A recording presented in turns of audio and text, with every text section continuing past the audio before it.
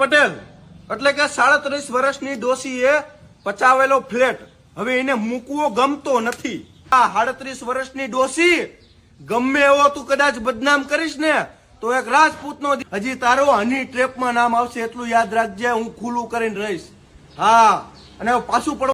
મિત્રો, જેમ તમે જોયું એવી જ રીતે વિસુ રાજપૂતે કીર્તિ પટેલને લઈ એક વિડીયો મૂક્યો છે, જેની અંદર કીર્તિ પટેલના રહેઠાણને લઈ વાતો કરવામાં આવી છે। એટલે કે કીર્તિ પટેલ જે ફ્લેટમાં જે મકાનમાં રહે છે એમનું ભાડું તેમણે 6 વર્ષથી નથી ભર્યું એવું વિસુ રાજપૂતનું કહેવાનું છે। તેમજ વિસુ રાજપૂતે વિડીયોની અંદર અમુક એવી વાતો કરી છે જે જાણવા જેવી છે। તમને શું લાગે છે કે કીર્તિ પટેલ આવું કરી શકે છે, અથવા તો કીર્તિ પટેલે 6 વર્ષથી ભાડું નહીં ભર્યું હોય? તમે વિસુ રાજપૂતનો આખો વિડીયો જુઓ અને પછી વિચારીને કહેજો કે તમને શું લાગે છે, આ બંનેમાંથી કોણ સાચું હશે? મિત્રો, કોમેન્ટમાં જરૂરથી કહેજો। અને હવે તમે વિસુ રાજપૂતનો આ આખો વિડીયો જુઓ।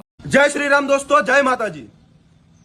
કીર્તિ પટેલ એટલે કે 37 વર્ષની ડોશીએ પચાવેલો ફ્લેટ હવે એને મૂકવો ગમતો નથી અને પાછી કાલ સ્ટોરી મૂકી હતી કે 6 વર્ષથી આ કાકો ક્યાં ગયો તો એમ।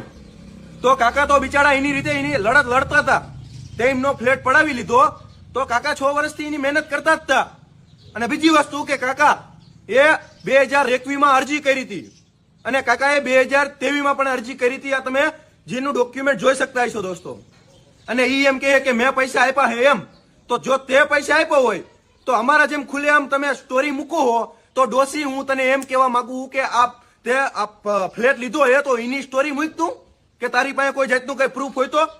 અને હા, તને એમ છે કે આના જેવો વિડીયો કોલમાં જે ઓલા રેકોર્ડિંગ કરેલા જે સ્ટોરી મૂકીશ આમ મૂકીશ અને આ કાકાવાળો ફ્લેટનો ટોપિક ભૂલી જાય છે એમ?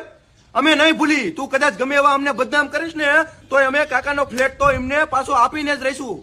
અને આ 38 વર્ષની ડોશી ગમે એવો તું કદાચ બદનામ કરીશ ને તો એક રાજપૂતનો દીકરો હોય કાકા કાકીને ફ્લેટ પાછો અપાવીને જ રહીશું। અને હવે તો કાકા એ 6 વર્ષ એકલા હતા અને કાકા અરે તો હવે હું પણ હું અને આખું ગુજરાત છે। અને તને શું એમ થયું કે આની સ્ટોરી મૂકીને અને બદનામ કરીશ એમ? અરે તારે કદાચ ગમે એટલો બદનામ કરવો એટલો કરી નાખજે, પ્રૂફ હું તને સામેથી મોકલીશ હો।